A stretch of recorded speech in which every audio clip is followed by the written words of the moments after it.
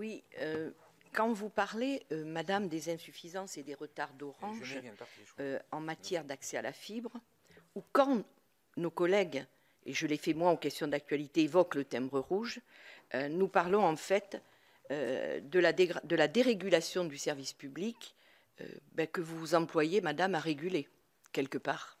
Parce que c'est quand même ça.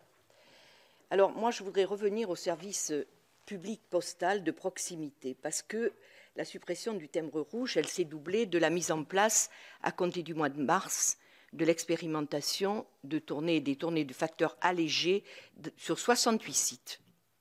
Au-delà du fait que la dématérialisation proposée par la lettre urgente, cette fameuse lettre rouge, ignore la fracture numérique qui concerne 13 millions de Français, moi, j'en ai 17% dans mon département, même si le département de la Dordogne s'emploie à faire disparaître la facture numérique en déployant le très haut débit qui couvrira l'ensemble du territoire à l'horizon 2025.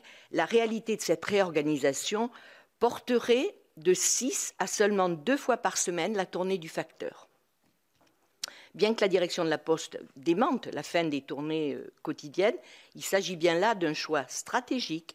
L'objectif visé étant l'adaptation au marché et le gain de compétitivité face à des groupes spécialisés dans l'envoi des colis.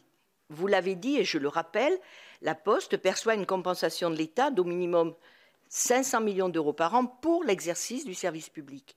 Après la réduction de la présence postale très notoire et significative dans nos territoires ruraux, cette démarche, nous le savons, elle est de nature à accentuer la déshumanisation de nos services publics lorsque l'on connaît que, et vous le savez, que derrière la tournée du facteur, les liens humains qui se tissent avec la population sont importants et surtout en direction des plus fragiles. Alors moi, je voudrais connaître votre avis sur le sujet, parce que l'objectif étant la recherche d'économies personnelles, à mon avis.